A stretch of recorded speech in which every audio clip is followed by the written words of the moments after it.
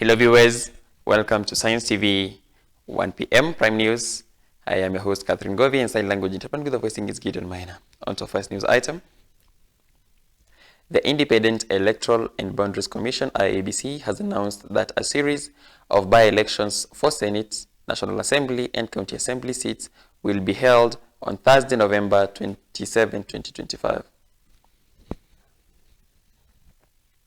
In a notice published in the Kenya Gazette, Iebc Chairperson Erastus Edung Ethekon said the polls will fill vacancies across the country in line with the Constitution and the Elections Act.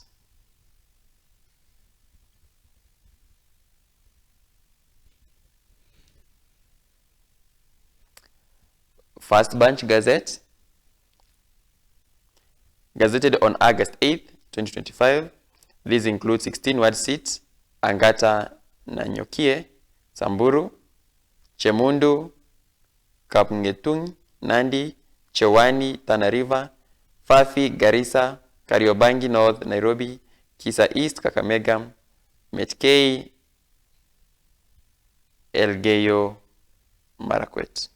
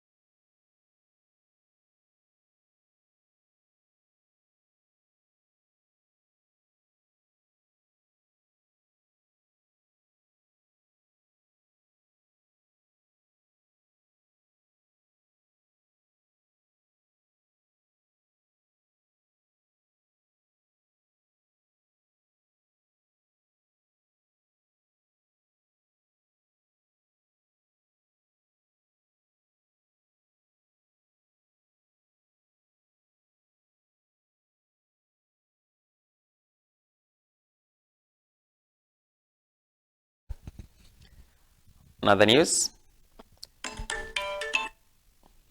Interior Cabinet Secretary Kipchumba Murkomen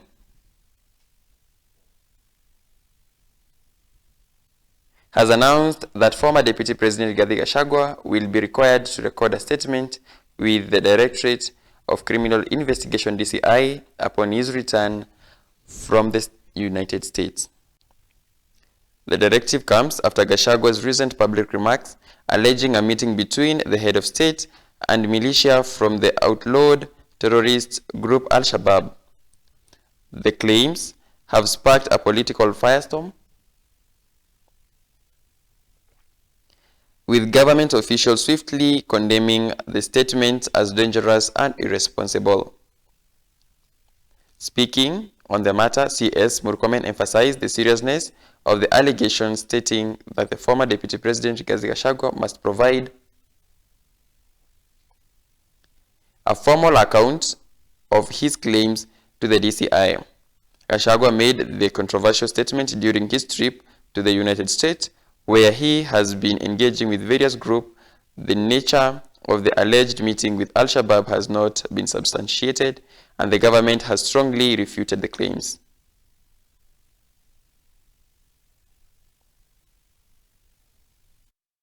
Asante sana profesa. So na tukaenda tena, Mungu akatusaidia. Mimi na mwalimu yangu tukachaguliwa, tukakuwa senators. Yeye akakuwa mdozi yangu majority leader. Wakati alitoka kiti ya majority leader akanipatia. Nikaenda, tukazunguka. Yeye akakuwa waziri wa interior. Rais akampatia hiyo kazi. Si namna hiyo? Aliposonga alafu so ninataka kusema asante sana prof. Hii kazi yote yenye mimi nafanya saa hizi kwa interior, mwenye aliweka msingi thabiti ni naibu ya rais Kithure Kindiki. Kwa miaka 2 hakulala kwa nyumba yake. Alikuwa analala huko Tot, anaenda huko Baringo, anaenda wapi, akipigana na mambo ya banditry na kupigana na mambo ya Al-Shabaab na mambo mengine mabaya yenye unasikia katika taifa letu. Mpaka saa hizi wakati alinipatia baton, mambo ya banditry ilikuwa imeshuka by 65%. Sasa mimi kazi yangu ni kumaliza. Nimalize? Sasa niko na challenge ya kuhakikisha banditry imeisha kwa nchi yetu. Na pia Mheshimiwa Naibu wa Rais, wakati wewe ulikuwa Minister of Interior, now you are the Deputy President, you carried yourself with utmost respect for this country and the people of Kenya. I saw another man who sat where you are sitting the other day, disparaging our country, talking about issues of insecurity as though it's a joke, to the extent that he's talking about, he thinks that he's going to parade issues of terrorism in America for him to get votes. Your Excellency, we want to say without fear of contradiction, because he has said he has information and he knows and he has an agent who is sitting in meetings with Al-Shabaab, as soon as he lands in Kenya, he must record a statement to tell us exactly which meetings he's doing with terrorists.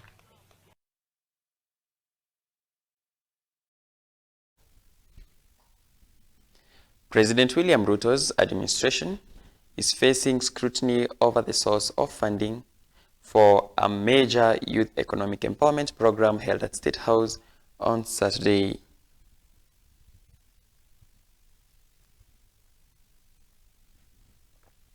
The event saw thousands of young people from Nairobi receiving business startup equipment, including a reported $500 million worth of motorbike and plastic chairs.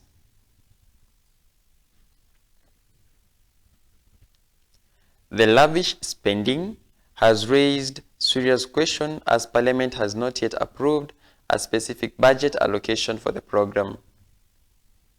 The government has defended the initiative, stating it is committed to empowering the youth and will continue with similar programs across the country.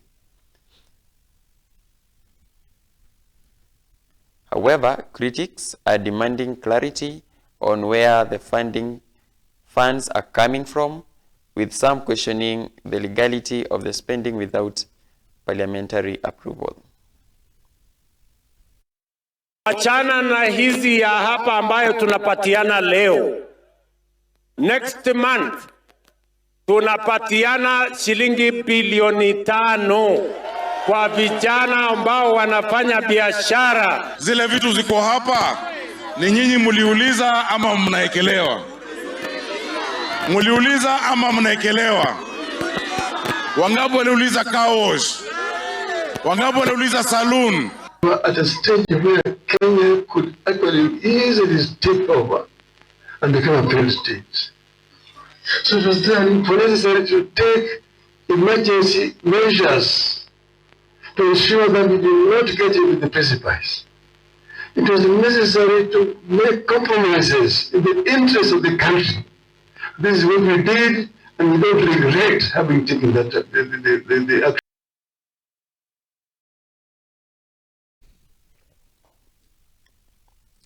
The political opposition has rejected a new compensation framework established by President William Ruto's administration for victims of protest.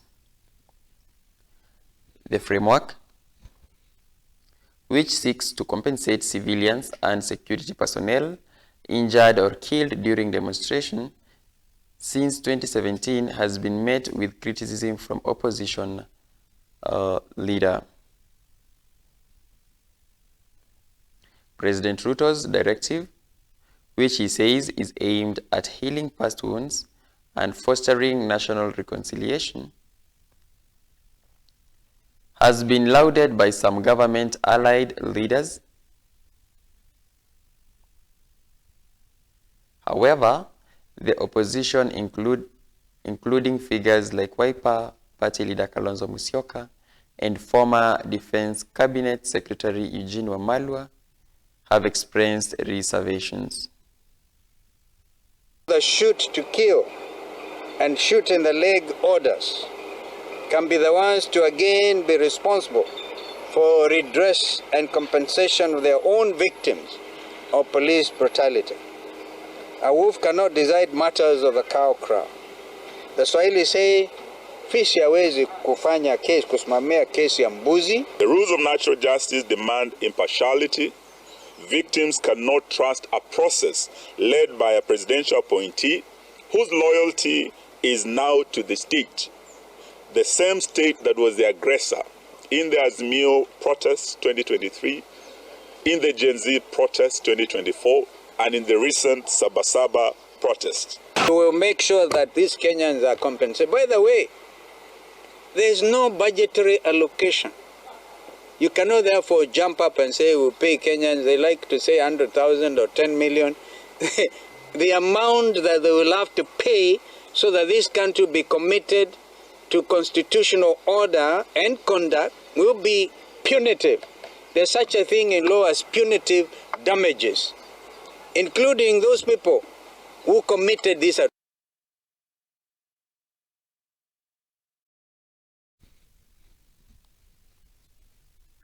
Police force on Saturday set up a camp and blocked access to the home of Naivasha Member of Parliament Jane Kihara,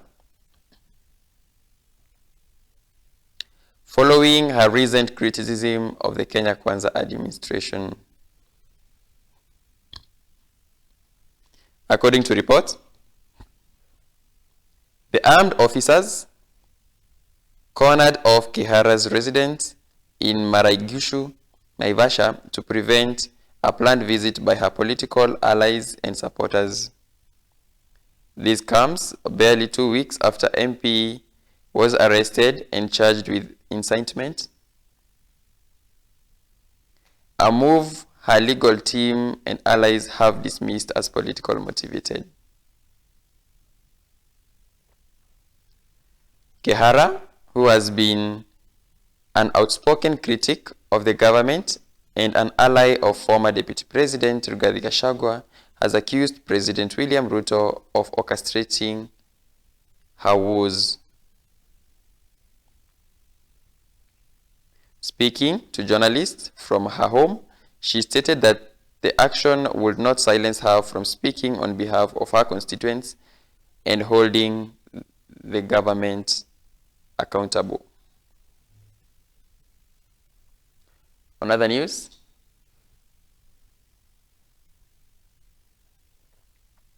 the government has dismissed grossly inaccurate reports that civil servants will lose their health care benefits under the new Social Health Authority insurance program. Public Service Cabinet Secretary Geoffrey Kiringaruku issued a statement on Saturday to allay fears, assuring public servants and their families that their medical coverage remains intact. He emphasized that they will continue to receive care to all public hospitals as well as accredited private and faith-based facilities across the country. The CS statement comes in response to reports that have caused alarm among civil servants regarding the transition of the new health care scheme. The Ministry of Public Service has stressed that no civil servant or their dependent is required to pay cash to any contracted healthcare facilities.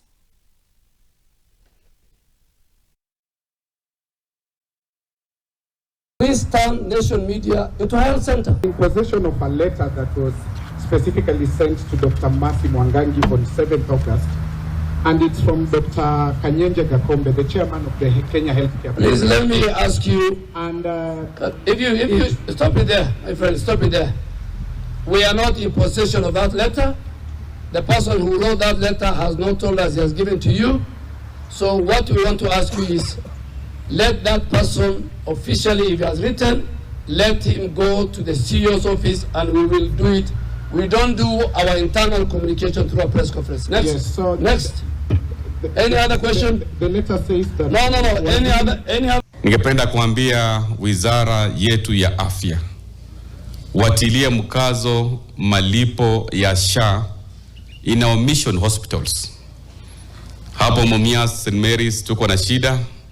The services cannot be offered because of lack of reimbursement.